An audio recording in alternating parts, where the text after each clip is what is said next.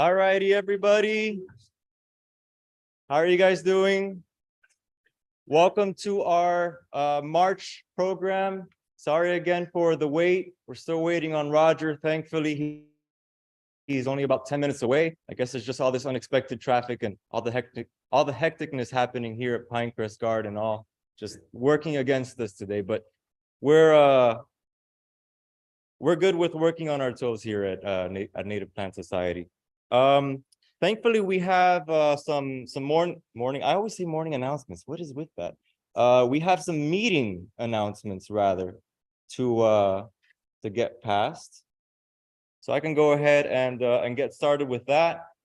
Firstly, I'd like to just give a quick recap on Native Plant Day, just out of curiosity. Who here was at Native Plant Day? Who got to make it? A few of you guys. Well, if you couldn't join us this year, I hope you guys can join us next year. This is an annual event that we haven't been able to have since 2019 because of the pandemic. It shut everything down for 4 years.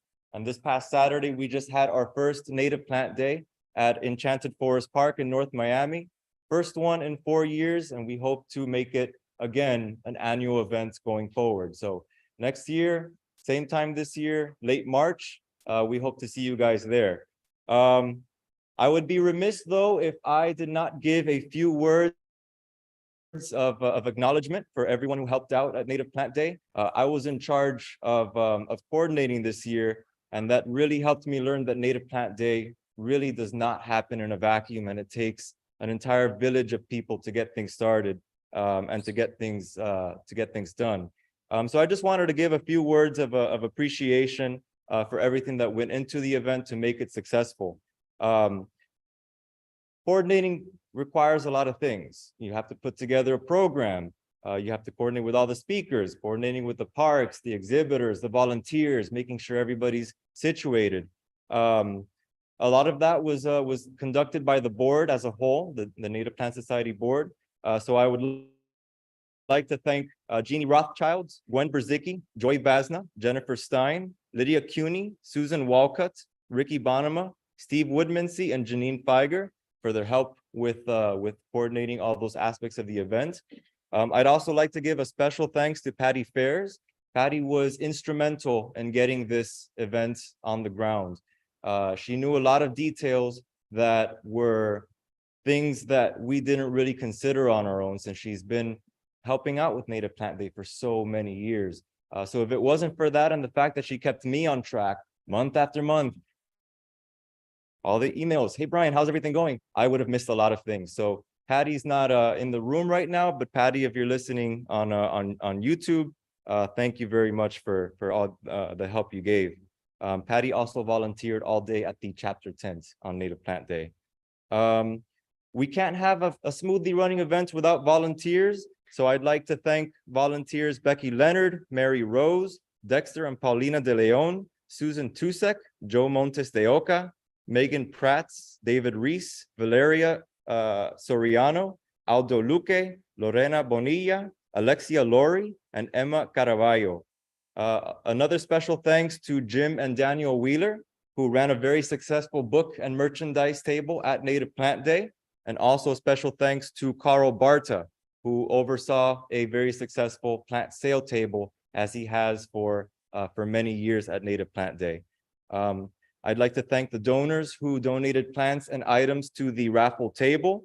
Some of the folks who, this might not be a comprehensive list, but I'd like to thank Rick Cohen, Arlene Ferris, Mary Rose, Raul Moas, Giselle Jordan, Jeannie Rothschild, Gwen Berzicki, Patty Fairs, Margie Bauer, Bruce Claren, the Connect to Protect program, Frost Science Move, and the Miami Beach Botanical Garden. All those folks and more donated plants to the raffle table and allowed us to have a very successful. Thank you very much. I'll get it done. Thank you.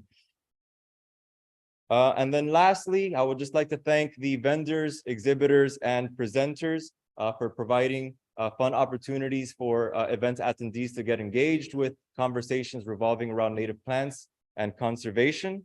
The City of North Miami Parks Department and the folks at Enchanted Forest, Elaine Gordon Park, for being great hosts. Thank you to Barry from the Czech Slovak Club for allowing us to use their parking for attendees. And lastly, but certainly not least, thanks to everyone who just came by to have fun. All the attendees, everyone who just came to enjoy the event. So we hope to see the same faces next year, and hopefully plenty of new faces next year. We're gonna hopefully keep going forward with Native Plant Day and try and make it better every year. We hope to have a Google form with as a survey to get some feedback. You know, what worked, what didn't work, so we can try and improve upon the event in following years. All right. Right. Some of the basic announcements I'd like to go through very quickly. On Saturday, April 1st, we will have a field trip to R. Hardy Matheson Preserve. It will be from 9 a.m. to noon and will be led by Dallas Hazelton from Miami-Dade County and Noah Fraid from Fairchild. On Tuesday, April 25th, will be our next monthly meeting, same room where we are right now. The presentation will revolve the Wild Miami book, of which I, Brian Diaz, am one of the authors. I will be joined by two of my co-authors, TJ Morel and Shannon Jones, who will help with the presentation. Unfortunately, we can't get our fourth author, Fernando Breitels, because he left us to go to North Carolina and live there. So he will definitely not be here, but we'll have 3 or 4 authors. So hopefully you guys can join us then. From April 28th to the 30th, there will be the FMPS annual conference. This event will be held virtually, so it's easy to attend. There is a registration which is already open, and you can access it through the Florida Native Plant Society main website. On an upcoming Saturday, still to be determined, there will be a chapter workday at Everglades National Park at the Ernest F. Coe Center. If you'd like to volunteer in the restoration project happening there, and you're a new volunteer, please contact Patty Fairs at the email right there. We have an upcoming election on May 23rd. So there's going to be some board member spots that are opening. If you or someone you know would like to run for one of the positions, you can feel free to send a nomination to my email, briandiaz1210@gmail.com. Only caveat is nominees have to be chapter members. There will be an upcoming outreach event at the Miami Beach Botanical Garden. I couldn't quite find the date for that. However, if you'd like more information, you can contact our Director at Large, Ricky Bonema, the email listed there. I'd like to welcome a few of our members, our new members, Maria Asen, Catherine Labuda, Terry Rom, Ana Rojas, Ashley Sansarik, and Andrew Stoker. Thanks to everyone who donated plants. Please, everybody, silence your cell phones as we go through the presentation. And if you'd like more information on everything here, or but also a lot more, including articles, please check out our newsletter, our monthly newsletter. If you're not a member and you don't receive it, we should have a sign-up sheet in the back. If there's not a sign-up sheet, just let me know and we can get your email so you can get the newsletter. All right, so let me get everything situated with the presentation and we'll have our main event. Couple minutes, folks.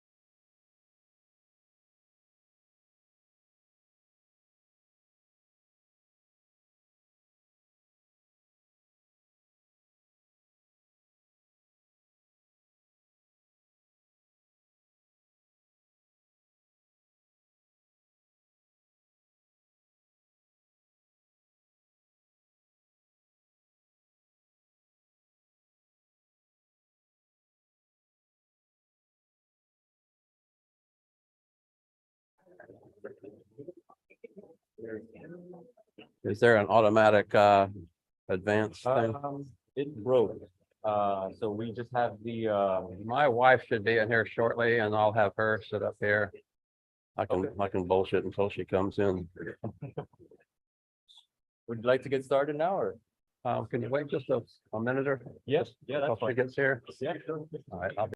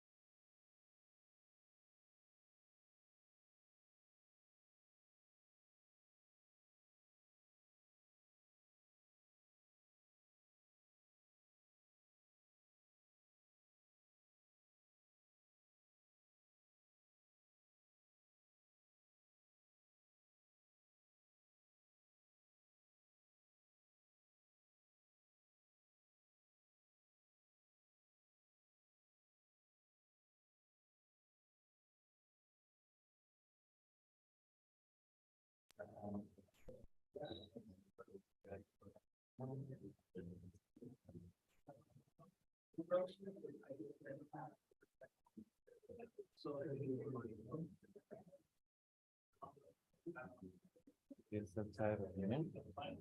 I present to you. All right, and then if you'd allow me to introduce you. Start with our main presentation. So we have the famous or infamous, sometimes told, Roger Hammer here with us today. So Roger Hammer is a professional naturalist and was the manager of Castle Hammock Nature Center for Miami-Dade County Parks for 30 years.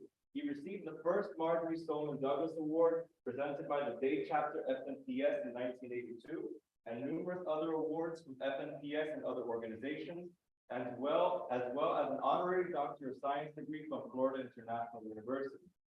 Roger's first passion with the flora of Florida was finding and photographing Florida's native orchids, and during his travels, he discovered 2 species of native orchids in Florida not previously known to occur in the state.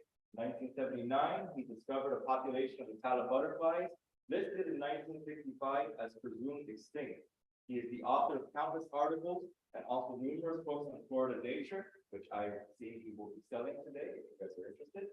Roger is a longtime member of FNPS and lives in Homestead, Florida with his wife, Michelle. Roger, feel free to take it away. Thanks.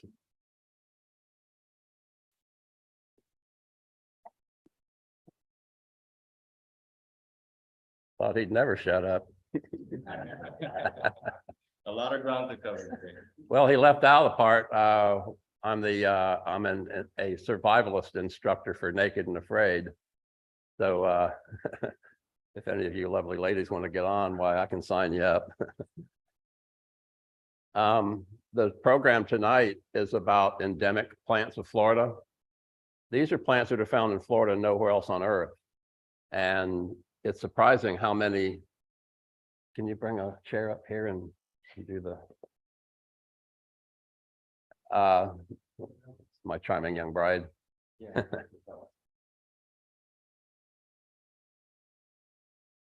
So endemic is this button right there. So endemic plants are pretty special, and there's some that are found in only a portion of one county in the world. There are a number of native orchids that are endemic to Florida.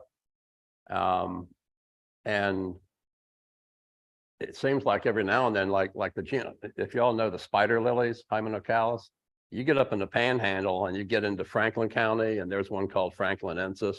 You get in Duval County, there's one called Duvalensis. You know, you get over in Punta Gorda, and there's one called Punta Gordensis, and it's like, you know, and then you look at them and they all go, oh, okay, they all look alike. But so I'll take their word for it that they're different species. Okay, next. Oh yeah, you'll see. Okay, next. Yeah. So a plant that is endemic to Florida means it's found in Florida, nowhere else in the world.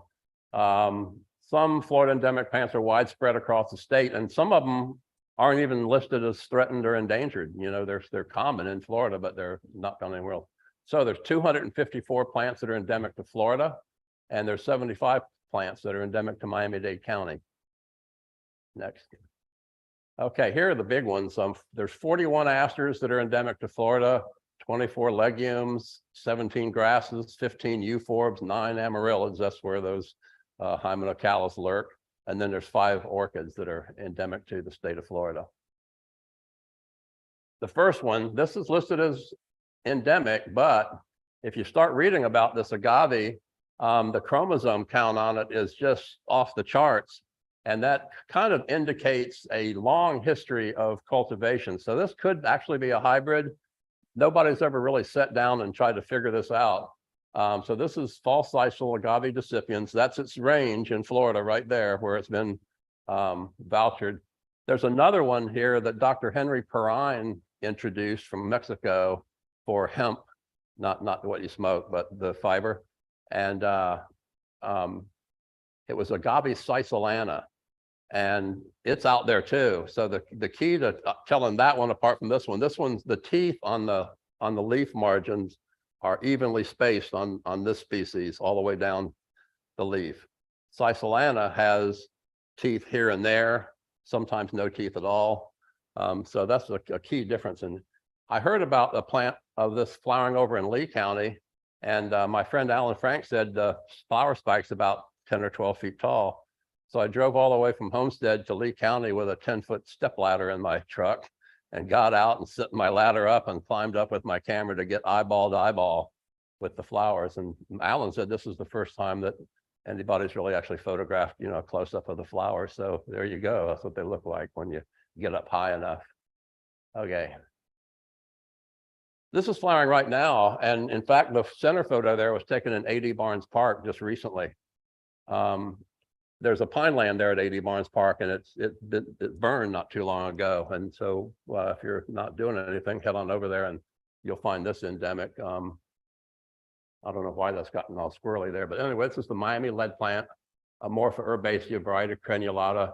There was a movement at one time among taxonomists to give this species status as Amorpha crenulata, but I don't think that's happened yet. But this is endemic to our county here. Okay. I photographed this up in Highlands County, which is up in the Lake Wales Ridge, and it's endangered species.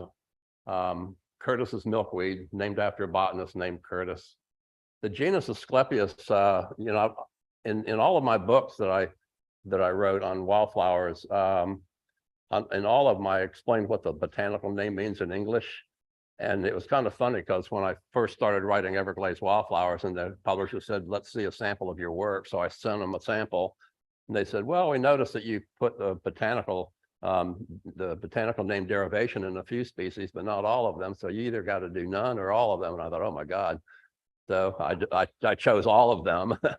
And that might have been the wrong answer. I don't know. Because some of those names are like, what? But it's kind of interesting. At least it gives you something to talk about. But anyway, that red squirrely stuff there means it's endangered. Next. This has an interesting story too. I photographed this up in Manatee County, and a friend of mine told me exactly where it was, and he said it's a 2-mile walk past the locked gate, and it was in the summertime. It was like in July, you know. So I'm out there. I just pulled up to the gate, and it's hot and house blaze, so I'm stuffing water bottles in every pocket that I had in my pants and my shirt. And this white pickup truck pulls up. And I said, oh, do you work here? And he goes, no, I'm just delivering some equipment out here. And I went, oh, okay. So it had one of those locks where you dial in the combination. So he unlocked it and left it hanging there and drove in to drop off the equipment. So I sat there until he got back and he locked it back up. Well, during that time, I wrote down the combination. So, so it wasn't a 2-mile hike in the hot blazing sun. It was a 2-mile drive in the Chevy Silverado with the air conditioner blazing. and I found this especially, but this is the most, I don't know how to describe it. It doesn't look like, you know, if you saw it, you wouldn't really think it's an Asclepius if you saw it in real life. But I don't know why it's all of a sudden up there in Clay County, out of the middle of nowhere. So next. This is a Semina Manasota, the Manasota pawpaw. You've heard that little ditty, picking up pawpaws, putting them in your pocket. This is one of the pawpaws. And it's found, that name Manasota, it's found in Manatee County and Sarasota County in the world. So my friend Chris Delaney, who named this, just decided to name it Manasota for those two counties. Okay. Difficult to find. Yeah. And then we have a Semina Manasota that's crossed with a very common Semina reticulata, and it's called a Semina with that X, and there's meaning a hybrid, Bethaniensis, and it's found there in Sarasota County. And again, Chris Delaney named this, and there's a little township there called Bethany, and there was a Bethany Episcopal church right there, so he named it Bethaniensis for that. And here's one you can actually eat. The fruits of these, this is the largest fruited species in Florida that's native here. The big flower pawpaw, Semina obovata. I photographed this up in Polk County, up on the Lake Wales Ridge. Big showy flowers. It's a shrub about head high, maybe a little taller. Next. And then they keep trying to toss this into a Semina with the other pawpaws, but it's still being kept separate. It's federally endangered and state endangered. This is the royal false pawpaw, Deringothamnus, and I photographed it up there in Orange County. Right across the border of Orange County, Brevard County is the Tosohatchee Wildlife Management Area, and that's where I found this one growing. But I've also seen it in a preserve over there in Lee County, right above Collier County there. But it's not very common at all. And a good time to find it is to go there a few months after fire when it's starting to resprout and flower again. Next. Then this super rare one here, this is in Volusia County. This is Rugel's false pawpaw, Semina rugelii, federal endangered and state endangered. Again, this is really hard to find. Actually, I found it in a Florida State Park. I cheat sometimes, you know, I pull up the management plans for state parks. And within that management plan, if you scroll about 3/4 of the way down, there's a plant list. So you can look up the plants that have been found in that park, and lo and behold, I looked up, I forget which park it was now, but lo and behold, they had a Semina rugelii on their list. So I thought, okay, so I drove there and got out and walked around, and there it was. And then the 4-petal pawpaw, Semina tetramera. This is federally endangered and state endangered. It's found in, let me see there, that's Palm Beach County and Martin and St. Lucie counties. And if you leave Jonathan Dickinson State Park heading south on US 1, there's a little park there. I think it's called Juneau Dunes Preserve or something like that. It's all over in there. But this is a really rare one. It's super rare. In fact, it's, you know, like I say, federally endangered and state endangered both. Green eyes. If you ever find this plant, get down on your knees and stick your nose up near those flowers. That is the strongest perfumey flower you'll ever stick your nose near. It's been vouchered in Dade County, but I have never seen it. I've never seen it south of Lake Okeechobee. I don't know what that Dade County population was, probably something collected in 1905 or something like that, never seen again. But it's common all around up in that big patch of green in Central Florida up there. Pineland rayless goldenrod. If you just were walking around and looked at this, you would think it was yellow tops, Flavaria linearis, but it's not. It's this super rare, even though it's widespread, it's pretty rare. Bigloia nudata, subspecies australis. Okay. Florida lady's nightcap. This is a morning glory relative. It does climb, but usually where I find it, it's all just creeping around on the sand. And big showy flowers, the prettiest pale blue you ever saw in your life. And this was also up on that Lake Wales Ridge in Highlands County where I photographed it at the Carter Creek Preserve. Next. Bricklebush, Burkelia moseri. This is named after two botanists. The Brickle is not the Brickle from Brickell Avenue fame here in Miami. It's another guy. But Mosier, Charles Mosier, you know, back before Everglades National Park became a national park, Royal Palm Hammock, where Anhinga Trail is right there, that was a state park before the Everglades came along. And Charles Mosier was the first superintendent of that state park. And there's a Mosier hammock right there nearby too. So this is federally endangered and state endangered, found only in southern Dade County, really. A good place to find that, you can keep it. A good place to find that is in Larry and Penny Thompson Park, if you ever go there. Florida scrub roseling, Calissia ornata. I photographed this one at the Crew Marsh in Collier County, and just this past Saturday, I led a wildflower walk there, which I lead 2 wildflower walks there every year, just as a fundraiser for the Crew Water and Land Trust. And that was where I photographed this. And the neat thing about the Crew Marsh, and if you've never been there, you just go out Tamiami Trail, turn right on 29, go through the booming metropolis of Immokalee, go through all 3 traffic lights, and then you turn left on 82, and then you turn left again on 850, and it's right there on the left, and it's a cool place. There's trails going everywhere. There's terrestrial orchids. There's lots of stuff there, and during saw palmetto season, you can't walk 50 feet down those trails and not find a pile of black bear poop full of saw palmetto fruits. So there's a lot of black bears there, and they really like saw palmettos. So Calissia ornata. Bartram's ixia. I photographed this in Duval County. The flowers open at 10 o'clock in the morning and they close at noon. So you got 2 hours to find this thing. And it's state listed endangered. It's only up there in Northeast Florida. And there's a relative of this that I'll show you in a little bit that I actually gave it a cool name. The Florida bellflower, Campanula floridana. Don't get too excited. Those flowers are really tiny. That's what a 105 millimeter macro lens does for them.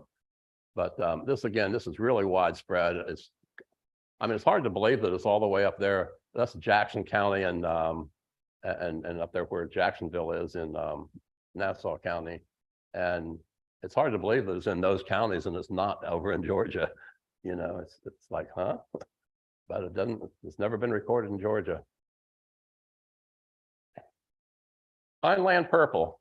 This genus Carphophorus or Parphophorus, however you want to pronounce it.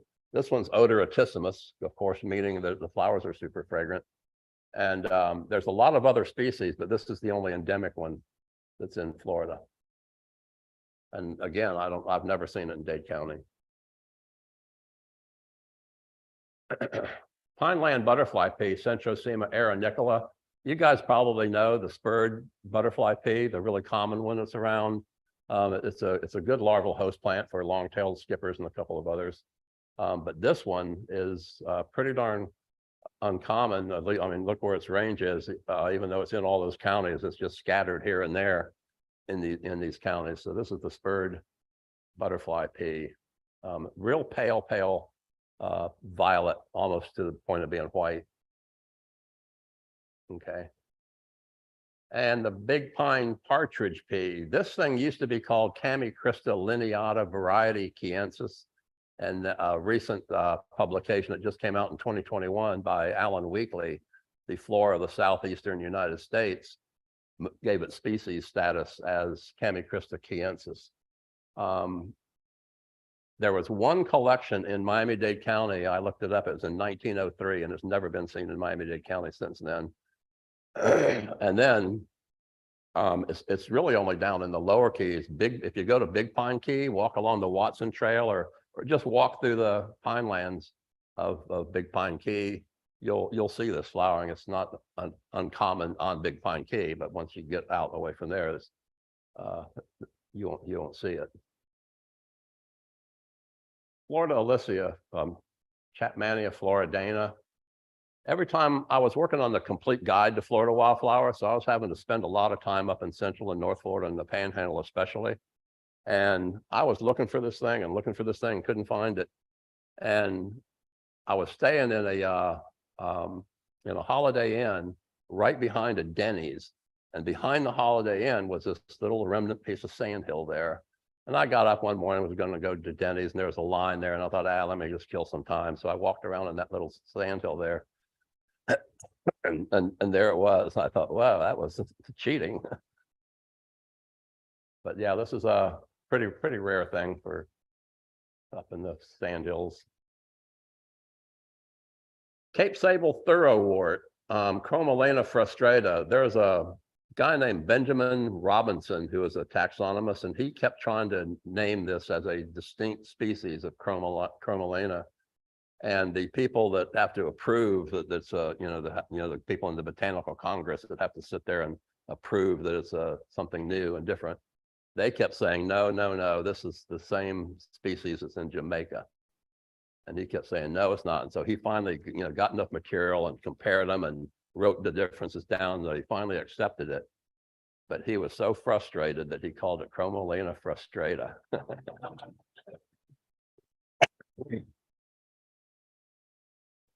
I have never seen it on Cape Sable, by the way, but this is my friend Chris Delaney. This is named after him. Delaney's golden aster, Chrysopsis delaney. It's federally endangered and state endangered, and it's mostly up on the Lake Wales Ridge in the center there. But I did find it one time in Brevard County, but that's the plant there in the center. Real pretty thing. Next. Maybe you've seen this. It's it's in Larry and Penny Thompson. In fact, if you go to any of the pine rockland preserves, Navy Wells, Rockdale, you can find this plant growing. I've seen it all over the place in Florida. Those are the seeds, by the way, in the background there. But this is a super pretty thing. And why this isn't more in cultivation is beyond me. Okay. Here's the PG-13 part of this presentation. Clitoria fragrans. Carolus Linnaeus thought this flower resembled female genitalia, so he put it in the genus Clitoria. And I mean, the other taxonomists went bonkers. You can't do that. They're telling this to Carolus Linnaeus. And, he's like the father of binomial nomenclature, and he'd already published it, so it's too late for anything like that. But this is a super pretty plant, and this one has super fragrant flowers. Again, I photographed this up on the Lake Wales Ridge up in, I forgot if this was in Highlands or Polk counties, but it was up that way somewhere.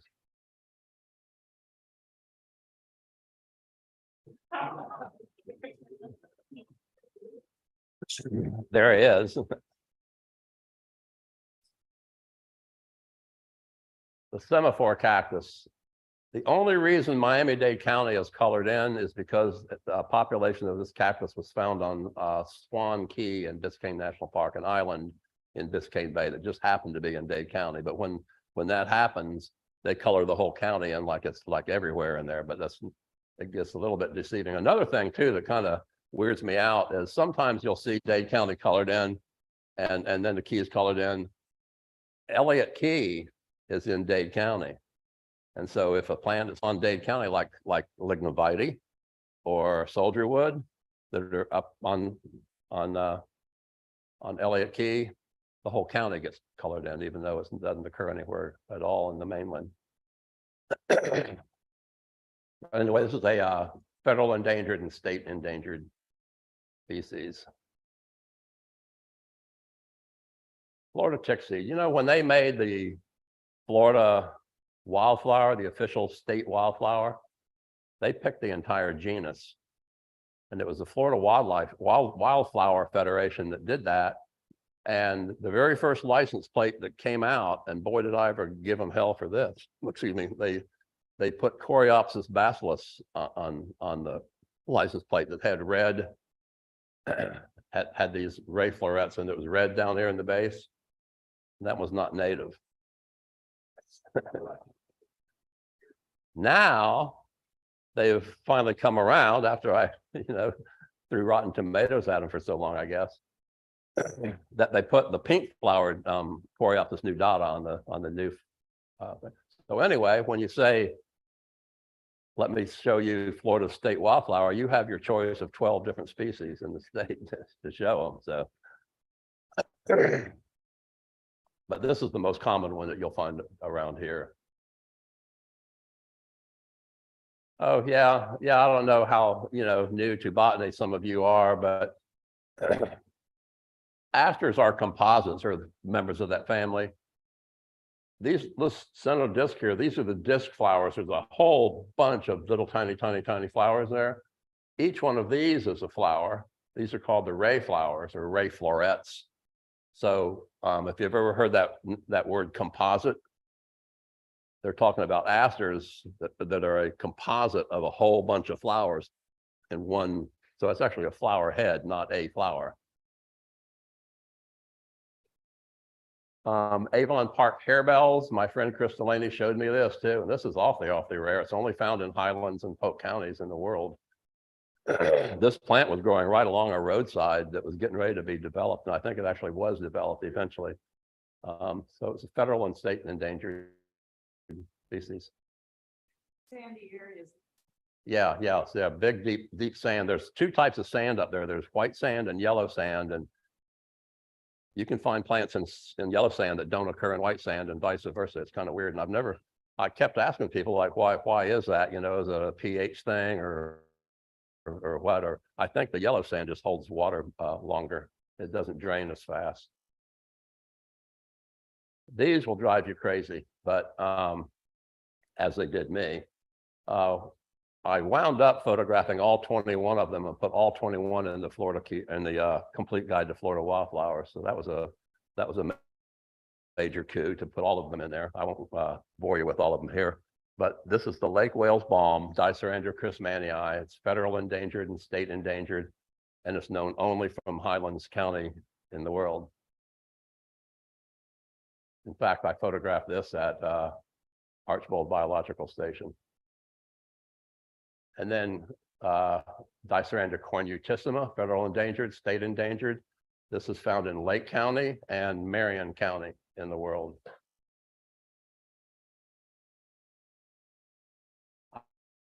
I was driving up to Calhoun County and coming up the West Coast. It was in that Big Bend area, and I was coming around in there, and I was just driving along, and I saw these flowers sticking up, and I thought, what the heck are those? So I pulled off the road, and it was this one that I'd never seen before.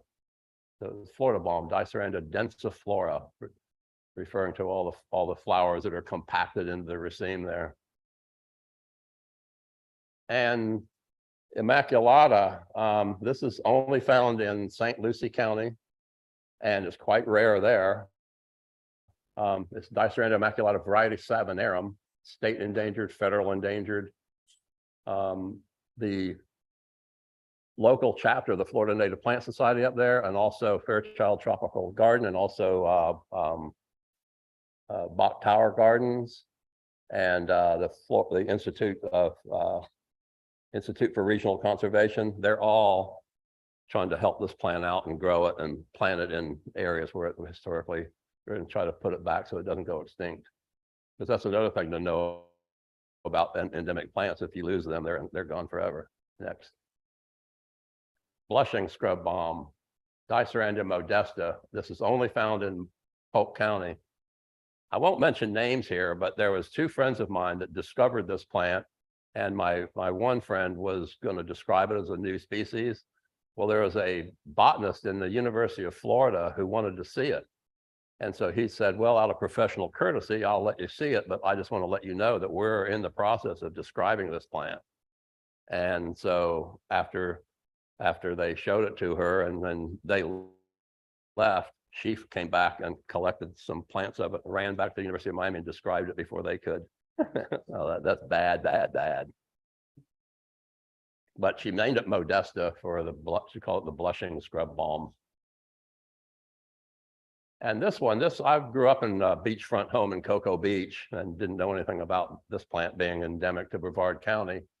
But it's over near Mims and Titusville area, right along US 1. And a lady friend of mine took me to the population there. It was on a FP&L easement of all things growing there. So I took that picture there in western Brevard County, right near Titusville. Okay, scrub buckwheat, Eriogonum longifolium variety Nafifolium. I was in, I think, Polk County, driving along, and I saw these plants just on the side of the road, in the mowed road shoulder, up flowering away, and got out like, what are those? I think half the miles on my truck are me backing up. But that's when I found this thing, and it's federally threatened and state endangered. You may have seen this, and maybe not, you didn't know what it was. If you drive into Everglades National Park and just look along the sides of the road where the road meets prairie, right on Long Pine Key and in that area, this aster relative is all over there. Mycanioides means that it resembles a mycania. I don't know if you know that vine. There's a vine called hemp vine, Mycania scandens, and the flowers look just exactly like it. But it's widespread in Florida, but I've never paid much mind to it anywhere else other than in Everglades National Park and the Miami-Dade County side of Everglades National Park. The deltoid spurge, Euphorbia deltoidea, this is subspecies deltoidea, state and federal listed endangered species. When I worked for Caslow Hammock, right next to Larry and Penny Thompson Park was a Coast Guard facility. They wanted to bulldoze a piece of pine rockland on their property, on federal property there. But by law, they have to look for a federal endangered species. So they had me come out there, and all these big wigs, with grass hanging everywhere, come out, okay, we want to clear this land here, and we want to put up some kind of a, I forgot what they were putting there. And so I said, okay, let me go. I looked around. So I'm walking around there and I looked down at my feet and I saw that very plant right there. And I said, you guys come over here a minute. And they walked over and I said, you see that down there? I mean, it looks like somebody spilled green paint on the ground. And he says, yeah. And I said, that's the deltoid spurge. He goes, is that good? I went, not for you. That's a federally endangered plant on federal property and you are screwed. And that plant right there stopped their whole project instantly. It's kind of funny, that plant only occurs from Southwest 72nd Street in Miami to Southwest 264th Street in whatever remnant pine rocklands there are between those two streets in Miami. And that's it in the whole planet. But Larry and Penny Thompson, there's one more kind of funny story. I was in Larry and Penny once and I walked along, and there's a Miami-Dade College professor there with students, and they had set up these transects. And they got their clipboards and they're all, they're doing stuff and they're measuring. And I come walking by and said, hey, what are you guys doing? Oh, we're studying us endangered species. It's called the deltoid spurge. And I said, oh, that's neat. And the professor standing right there, and he's like, proud of his students, where do you see a deltoid spurge? There's one right there, sir. I looked down, I said, that's Acalypha camedrifolia. They went, huh? What? I said, you got the right family. Just follow me, so they followed me and I said, there's your deltoid spurge. And of course the professor was like going, oh no. What have I done? So, okay. So there's another subspecies in town. This is state endangered. This plant kind of picks up where the deltoid spurge leaves off, and it's down south. It's in Navy Wells. It's in a few other pine lands down there. And it's on Long Pine Key in Everglades National Park, and it's on Big Pine Key in the lower Florida Keys, and that's it in the world. Then you have this subspecies Serpylum. It is only found on Big Pine Key and maybe a couple of other keys that are nearby, maybe Big Torch or those, I don't know. I've been wanting for the longest time to paddle out to Little Pine Key. You got to take a canoe or a kayak out to get to it and look around in there to see if stuff like this is there. But the easy place to see this, if you go on Key Deer Boulevard and you pull up and park in the parking lot of the Blue Hole, walk across the street, and then there's a bike path right there, a paved bicycle path. And then look where these little holes in the limestone are, right along the side of the road, and look down in those holes, and that's where you'll find this little thing. Okay. Euphorbia hammeri. This was just discovered and named in 2021. Keith Bradley and Jimmy Saddle. And they said, Roger, we found a new species that we're going to describe. Could you go out and photograph it for us? And I said, sure, where is it? And I go out there and I'm thinking of that, and I'm like, okay. So I took pictures for their publication. And then here it comes out, and it's friggin' you. And with that,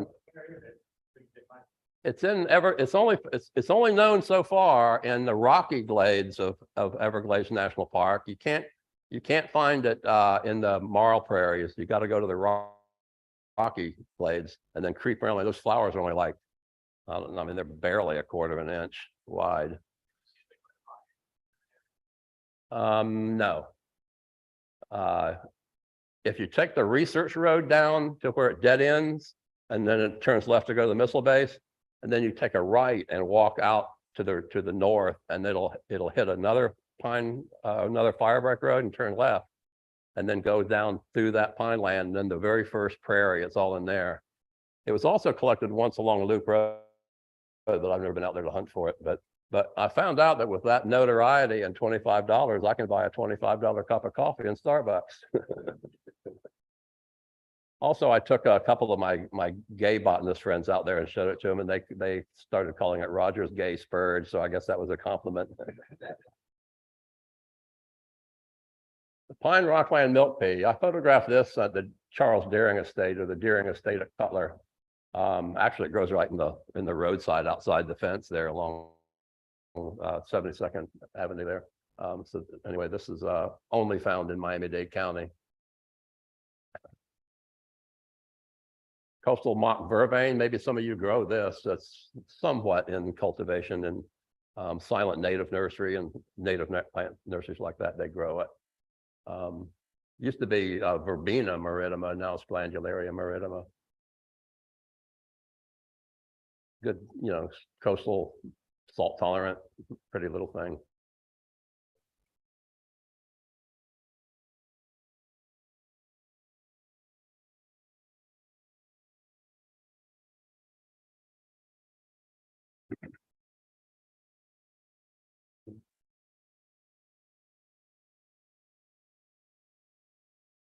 Technology is great when it works.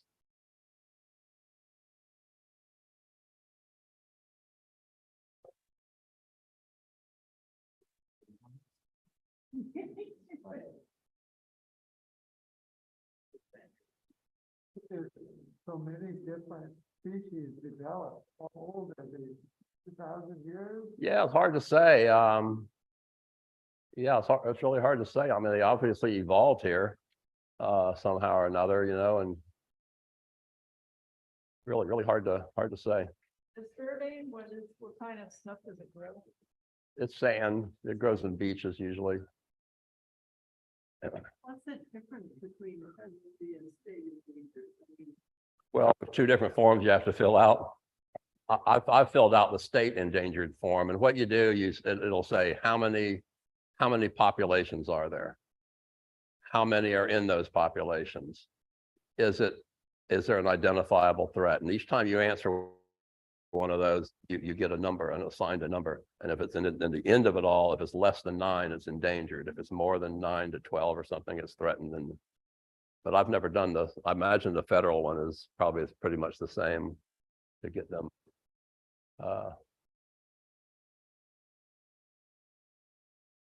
So it's just gonna restart the program for whatever reason Microsoft is. Okay, I know. Well, don't get me started on Microsoft. Well, you want to hear a coronavirus joke while we're standing here? There's a guy that gets coronavirus and they put a mask on his face and isolate him in a hospital room, and a nurse comes in to check on him and she hears him say through his mask, "Are my testicles black?" She goes, "Well, that's kind of weird." So she walks over and lifts up his hospital gown and checks him out and says, "No, sir, your testicles are not black." And the guy freaks out and he pulls the mask off his face and he screams, "I said, are my test results back?"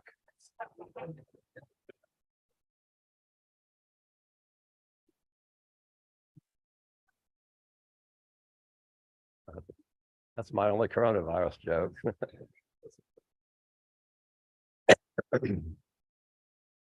Yeah. So, given these are all endemics, why aren't they all state endangered or federally endangered? Well, again, it depends on, like some of those that are widespread, if you're filling that form out, if there's a whole bunch of counties and a whole bunch of populations, then it goes off the endangered list and into, there's endangered, threatened.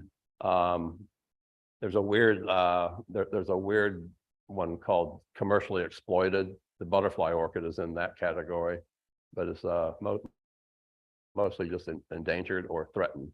And I'm on the Florida Invasive Plant Committee, FISC, and used to be the Florida Exotic Pest Plant Council. And we use the sort of the same thing, how many counties is this invasive plant in? How many of them are there? Is it actually in natural areas, and is it adversely, disturbing them? And that's how things get onto the category 1 or category 2 invasive species. The same thing. It's just forms you fill out to figure it out. But yeah. Yes, sir. So with your field guides, which I love and I'm reading front to back, but when I'm in the field, they don't work as well. I mean, the scripts are made, everything written there is incredible, but I tend to look at Scurlock, Right. And I understand that it's got to say, I like the field of flowers, and I think that might help it sell or market. It's a nice thing to have, but when you're in the field, I take your book, I take Scurlock's, I take whatever else, and I wish that your book had more just the leaves of the bar. They don't allow that. Falcon doesn't allow that. You have one Falcon Publishing, they don't allow that. And Scurlock's book, that's just trees. It's not. He did, yeah, it's trees and shrubs, but he didn't do. And I tried to stay away from trees and shrubs in my book because people tend not to. When you're going to go out looking for wildflowers, people tend not to be looking for trees and shrubs. But I'm looking for just the definitive plant guide to South Florida. When I'm on Taunton, when I'm in the Cape, and it doesn't Yeah. really exist.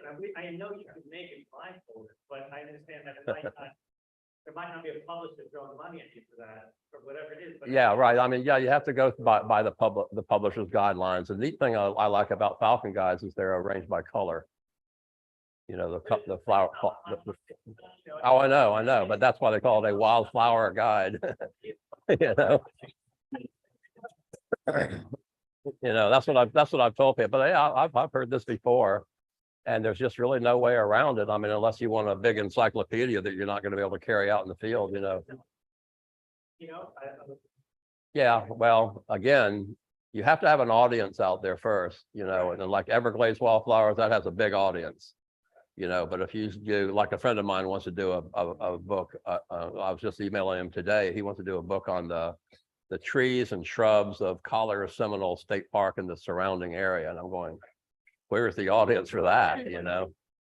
Yeah. You might sell a whole bunch when it first comes out, to the rangers that work there. And then that's, and then, you run into who's going to publish it, and you'll probably end up, the problem with self-publishing is, yes, you get to keep all of the money that's brought in, but you have to be the printer, you have to be you have to be the editor, you have to be the shipper, you have to be the secretary, you have to be the tax guy, you have to do all of that. So that's a full-time friggin' job. But Another guy on the thing, like, when they have coming out soon, the foraging field guide, what was it like getting out there and just like trying everything, like consequential? well, I've been doing that for quite a while, and that's why I work as on Naked and Afraid, you know, because I'm out there trying to Do keep you have these. personal favorites, like in Florida or something? Well, you know, I made a joke one time. I said, this book is, and I'll show you a copy of I'll show you the book when they finally took.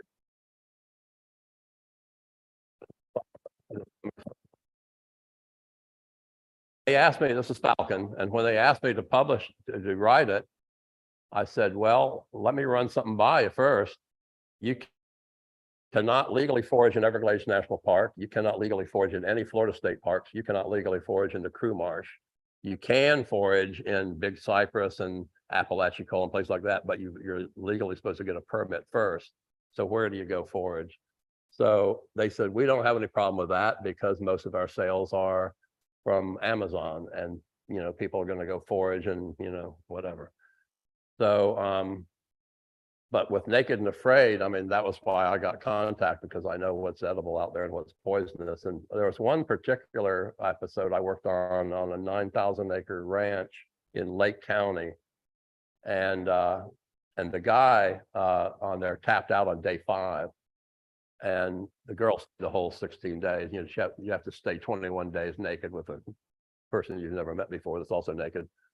And growing along the spring run where I get to pick out where they camp, you know, so I picked out this one spot right on a real pretty spring run. And there was elderberry growing there that has edible fruits. You can even eat the flowers. Growing in an elderberry has these like platter shaped bunches of little tiny white flowers in umbels, and growing in amongst them was spotted water hemlock, and it has white umbels of flowers, little tiny flowers and umbels. And so I had to bring them over there and say, look, you know, I said, now water hemlock petal, you know, the petal's indented like a heart, whereas and I said, but doing that, I said, you know, go to collect or whatever, come see me first so you don't kill yourself. And that was a man in the earth, man of the earth, Pandorata. And, you know, the sweet potato was a morning glory. And this thing closely related to it. It's got these big tubers underground, and man, they dug those up and threw them on the coals and baked them. And man, they were like happy as and plus they could go into that spring run and just dip their hands down there and pull freshwater mussels up. So they weren't starving at all in that episode. And one more foraging thing, and some of your guys, this is contentious. You don't like the pond apple. I love. Oh, I don't mind them, but if you compare them with a sugar apple or yeah, if you're comparing the 3 or 4 or whatever, there's guanabana or a sour or yeah, and the custard apple. But yeah, I've eaten my share of pond apple. In fact, one time, you know, when I was really getting into orchids, I dropped myself off at the southern end.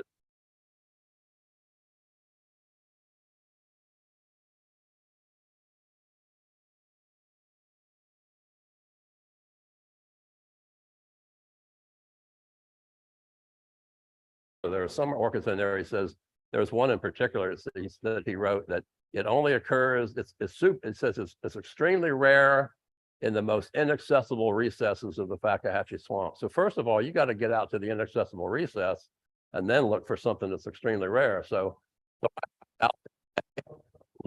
all these, you know, flues, slung my jungle hammock up, went out another day, another day, and I eventually came out on I-75. 20 miles later and 5 days later. And I don't know if you've ever worn the same clothes in a swamp and then tried to hitchhike. But rides were not soon coming, but I did get a ride on the back of a stake body truck. Hey, Roger, so there could be a difficulty with the PowerPoint. So right at that. You want to slide try on each- You want to try a different? Let's try that. Let's see if we can get it. So anyway, I hiked the entire length of the Fakahatchee Swamp, 20 miles in 5 days. Got a ride on a stake body truck that was carrying caged chickens over to Everglades City. And he he dropped me off at James Drive and I walked all the way back. But on that one single trip, I found 30 species of orchids, including that little Lephanthopsis melanantha that was so rare in the inaccessible recesses. So, you know, I spent my time, you know, out there, and I ate a whole lot of pond apples on that trip, because, you know, you couldn't, you know, I tried foraging as much as I could out there, because you can't bring a whole ton of food, you know. But then I started getting into long distance canoeing, and I paddled the 99-mile Everglades Wilderness Roger, Waterway. Yes, professional opinion.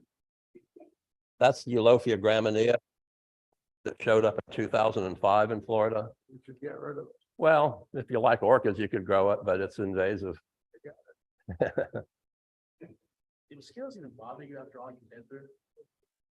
Well, you know, I mean, you get more used to them than somebody from Sweden that just showed up out there, you know.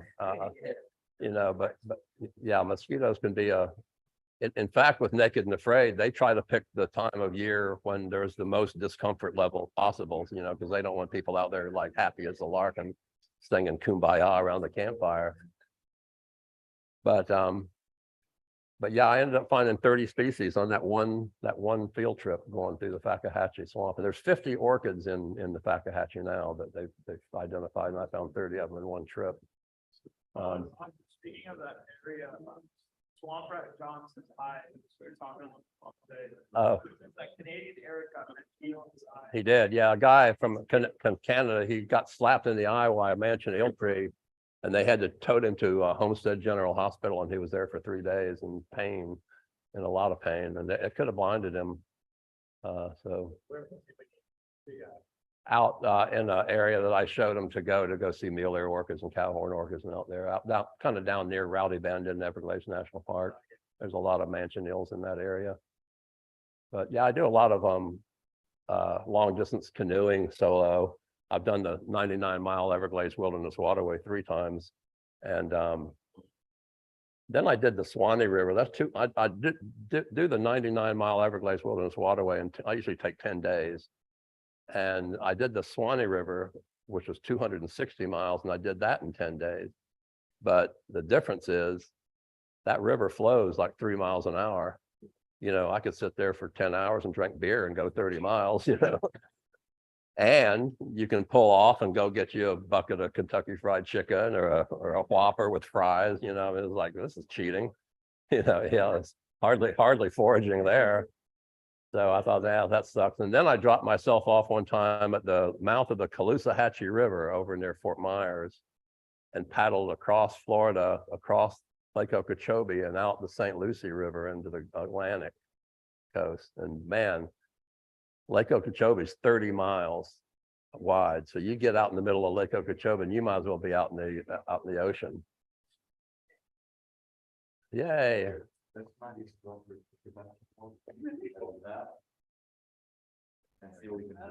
Okay, so this is Harper's Beauty. It's only up in the Panhandle. I just stumbled upon this too in the Apalachicola National Forest up there, federal endangered and state endangered.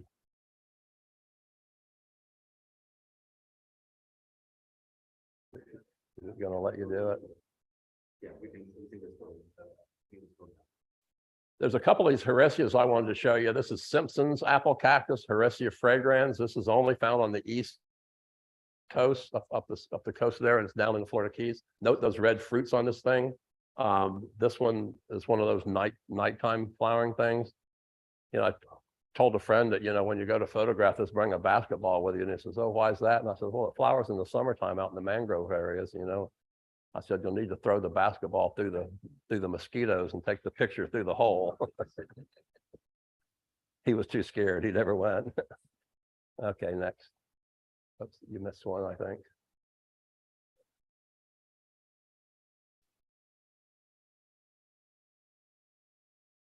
Oh yeah, that one.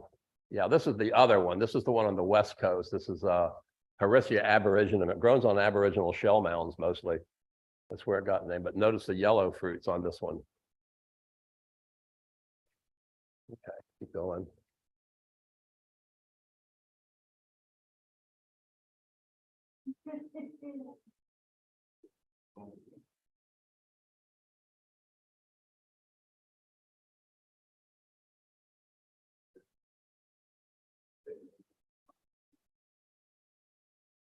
Is it possible to just click on the images? I'm not sure if the, it used to be, no.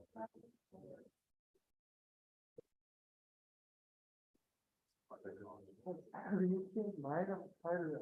Mhm. There we go. Where would you find those? You can find it in Everglades. Let's talk about Linum carteri. You can find it along in Everglades National Park on Long Pine Key. It's firing right now. The Rockdale Pineland right there at US 1 and between 144 and 152, right on US 1. It's in there. In fact, I think I got it in here. This is alligator lily hymenocallis palmeri. Hymenocallis is referring to that hymen-like filament there in the center of the flowers between the sepals and the petals. These are pollinated by sphinx moths. Sphinx moths come down to stick their tongues down there to get the nectar, and their wings are out here beating on the pollen. Palmeri only has one flower, so if you see one with just one flower, it's probably going to be that one. Next. And then this is the one called Puntagordensis, the small cup spider lily, because it has a little small hymen-like cup there in the center. And this is only found in Sarasota County. I think that's Sarasota County, but anyway. Edison St. John's wort. I photographed this at Archbold Biological Station. It's named after Thomas Edison. He had a house there. He moved there, and he moved over there in that area in, I think it was 1861. Can you imagine Florida back in 1861?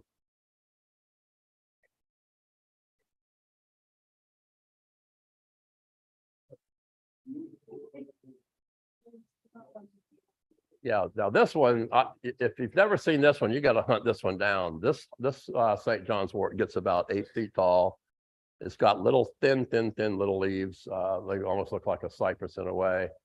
And it's just the prettiest thing on the planet. And I photographed that up there in Liberty County in the Panhandle. And right now, if you go out in Everglades National Park and just walk down the Long Pine Key Nature Trail, you're going to see this, named after Victor Jacquemont, a French botanist, and it's state listed threatened species, but it's only down here in southern Florida with that one weird population up there in Martin County. And then the beach cluster vine, Fairchild Tropical Garden made a big effort to replant this along Crandon Park and Bill Baggs Cape Florida State Park on Key Biscayne. Next. And the Rockland lantana. This is Lantana depressive, variety depressive. This thing is only found in southern Miami-Dade County in the world. It's not found anywhere else except southern Miami-Dade County. It's not in Everglades National Park. It's in Larry and Penny Thompson. I mean, it's in Larry and Penny Thompson Park. It's in Davy Wells Pineland Preserve. It's in those little small preserves east of Everglades National Park. Awfully rare. Yeah. Yeah, there are some yellow flowered non-native ones that are out there in the nursery trade that are low growing. Scrub blazing star, Liatris olingeri. This lady, her last name was Olinger. She was here as a botanist a long time ago, botanizing on the Lake Wales Ridge there, and that's Highlands and Polk counties there. That's the only place this one occurs. And then Godfrey's blazing star. I photographed this one up there in Liberty County in the Panhandle. And the sandflax, Linum arenicola. This one is at Camp Owasso Bower, and it's also at the Homestead Homestead Air Reserve Base. That's the only places I've ever seen it. Oh, so I've seen it on the Big Pine Key. And here's your Linum carteri. This was photographed at the Rockdale Pineland. If you go there, you pull around behind it, US 1's here, the Pineland's here, go out behind it and park there, and there's a gate you can walk around and walk in there and just look around. It should be flowering right now. And then the Apalachicola lobelia apalachicoensis. This was also in Liberty County up there. This is fairly newly described. Great big flowers. White birds in a nest. I photographed this in the Apalachicola National Forest, and there is no whiter than those. I mean, these things just glisten. And I use in all these white flowered photos, I have a photographer's umbrella. It's a light diffusing umbrella. And one time I was up in Okeechobee County, right outside of Kissimmee Prairie, and I pulled off the road. There was a spider lily in flower and I wanted to photograph it. So I got my tripod out, got my umbrella out, and it's actually a photographer's umbrella. It diffuses the light and it takes away shadows and everything like this. Really cool. Blocks the wind if you need it. So I'm down there getting ready to take a picture. I hear a car engine. I look back and there's the Okeechobee County Sheriff right behind my truck. And he's looking at me and he's looking down there at my license plate. And I got up and I walked over there and I said, is there a problem, officer? And he looks at me and he goes, no, sir. He says, we just don't see too many long-haired boys with parasols up in these parts. I go, I guess you probably don't.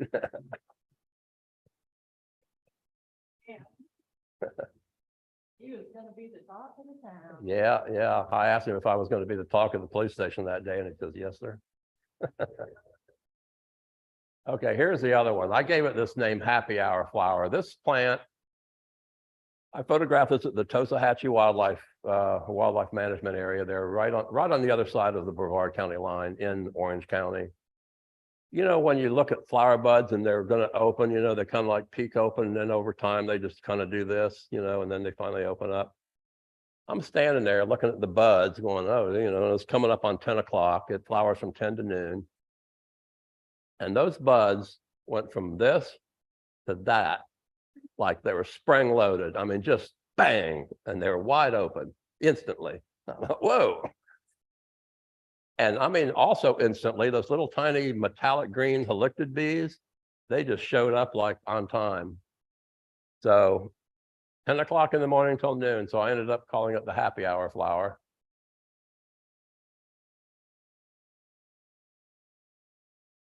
The Keys jumping cactus, Opuntia abjecta, this is found only in the lower Florida Keys in the world. They call it jumping cactus because I swear if you walk 5 feet from it, man, you look down and there's one stabbing you in the ankle. Yeah. Beetles are the main principal pollinator. Beetles get in there and crawl all around inside the flowers. Next. Pardon? Yeah. Beetles are a principal pollinator of Opuntias. And then this is a fairly recent one. This is Opuntia acrocentra. The A got wiped out there. But this is also endemic to the Florida Keys. And all I can tell you to say about this is do not sit on this cactus naked. That's wickedly spiny. Then face palafox, Palafoxia fai. Another one of those pretty little endemics. This is kind of interesting. Papery whitlow wart. Paronychia is actually a disease. It's a viral disease of the soft tissue around your fingernails. Causes it to swell up and get pink and hurt. Whitlow is a bacterial infection of your fingernails. And Chartaceae is referring to paper-like. So the plant feels like parchment paper. And so it's got like, the viral disease, the bacterial disease of your fingernails. And it's only up there on the Lake Wells Ridge in that white sand. And then this other one that was my friend Chris Delaney named Paronychia discovery. I noticed it's called nail wart, again, for your fingernails. That word wart is an old English word for plant. So it would be nail plant in real English. I asked him, I said, Chris, how come you named this Discovery Eye? And he says, well, I was in Brevard County and I looked up and I could see the Discovery shuttle's launch pad from where I was standing. Okay. And false sunflower, Phoebanthus grandiflorus. You don't see that down our way, but it sure is a pretty thing. Great big old flowers.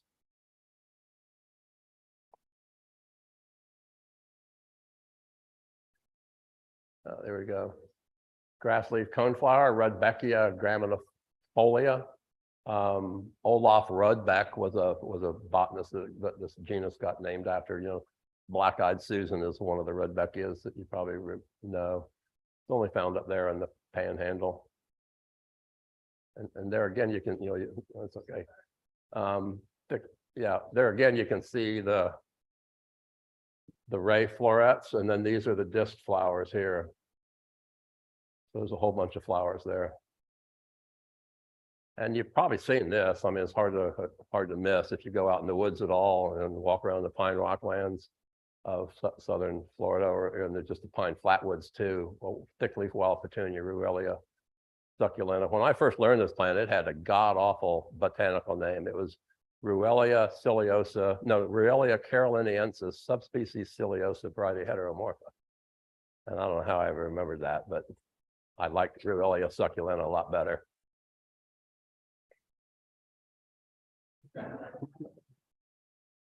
Okay, the panther ladies tresses, Spiranthes, Triloba. I will not bore you with all the different Spiranthes that have little white flowers spiraling around on the stem, but this is a fairly newly described one. And then here's another one you don't want to sit on naked. This is the pineland noseburn. I suppose that name noseburn got named when somebody stuck their nose down there and tried to smell the flowers. And yeah, now. But it's only found in Miami-Dade County and the Florida Keys down in Big Pine Key. Things really bad. And finally, in the orchids, this is Craighead's nodding caps. I photographed this up in Citrus County, way up here. And those flowers open at 10 o'clock in the morning, close at noon, one day, and they're gone. So I drove from Homestead. I got a motel room up there. I stayed there every morning, 10 o'clock, I'd go there and look. Nope, they're still in bud. Went there again. Nope, they're still in bud again. And so after 5 or 6 days of that, I had to drive back to Homestead and do something. Turned around and went back. And I think it was 3 days. And then finally, the stupid thing's open. So it cost me about $2,000 to get that photo. So here's the new book coming out. That's the coastal form of cocoa plum, those great big old round fruits that are really good to eat.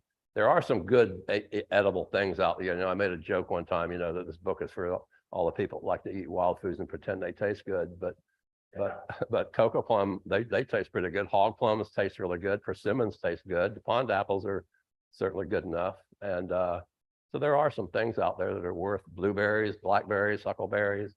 There's a whole bunch of stuff out there that's worth foraging on, but Amazon has this already up for a September release, but it'll probably be out by, you know, June, July, August, somewhere in there coming up. So that's it.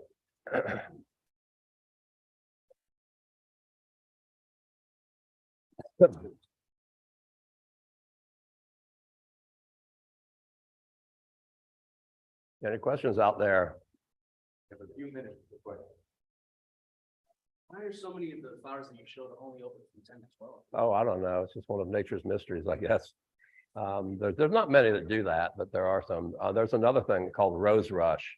In fact, when I was doing the wildflower walk at the Crew Marsh, we walked past one about, I don't know, 9 in the morning, and it was in bud. And I said, you know, we need to look at this on our way back.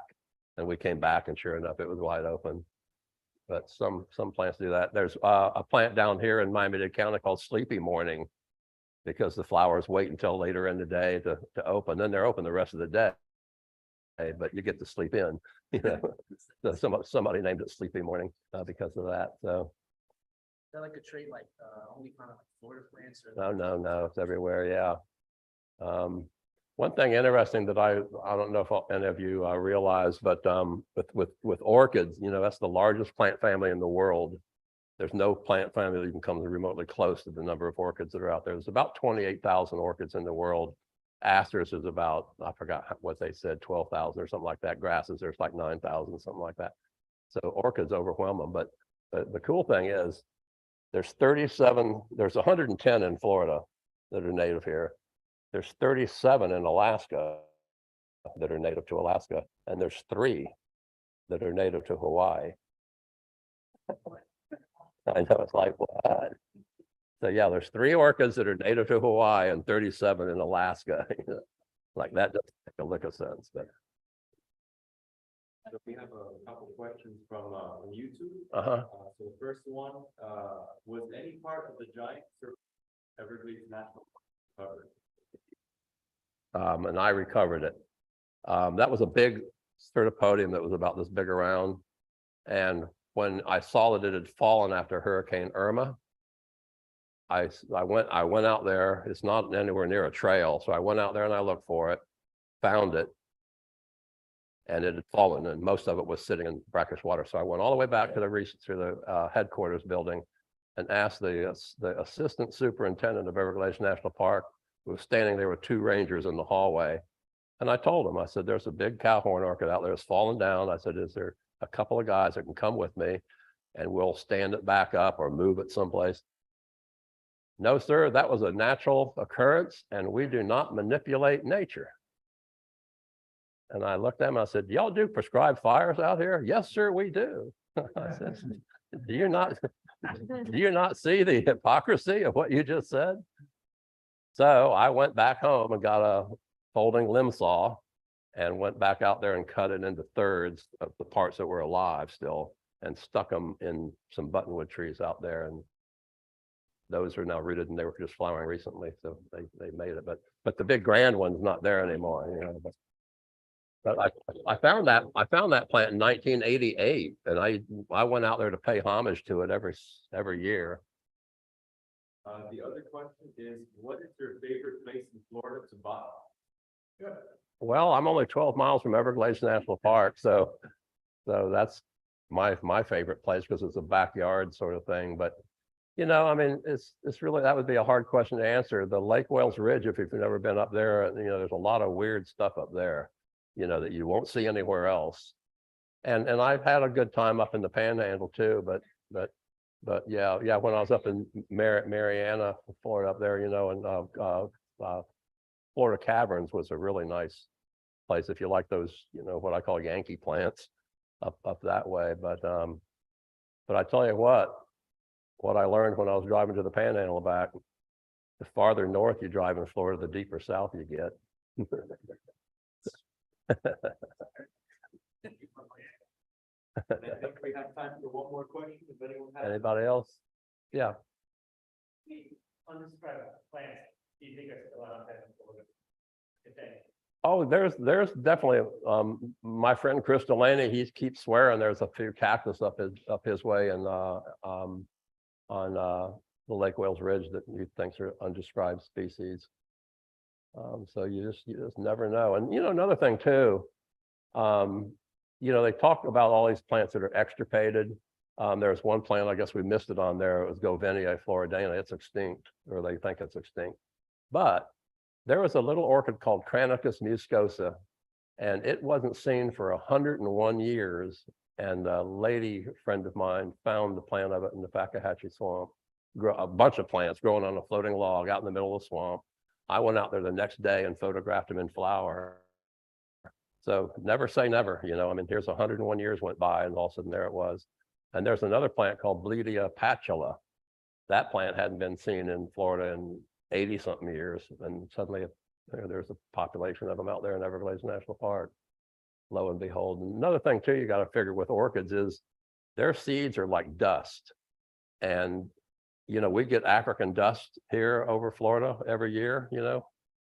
If African dust can get over here, so can orchid seeds. I mean, they're just, they can blow anywhere.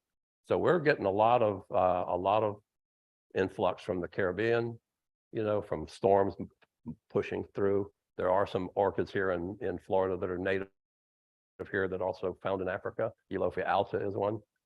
So, you know, orchids can get around a long distance out there. So, but. Thank you so much. Oh, thank you for having me.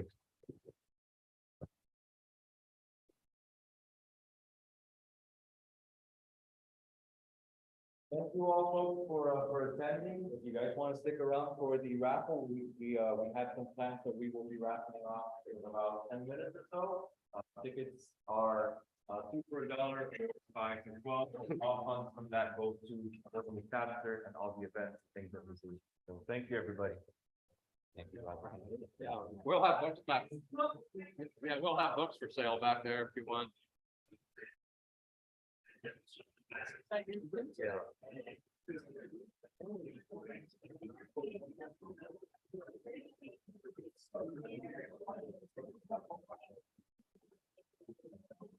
You wanna just serve a page instead? It might be faster. We could, You say you're not gonna be, I don't know how. how much price? I don't know how much, they were selling at the table.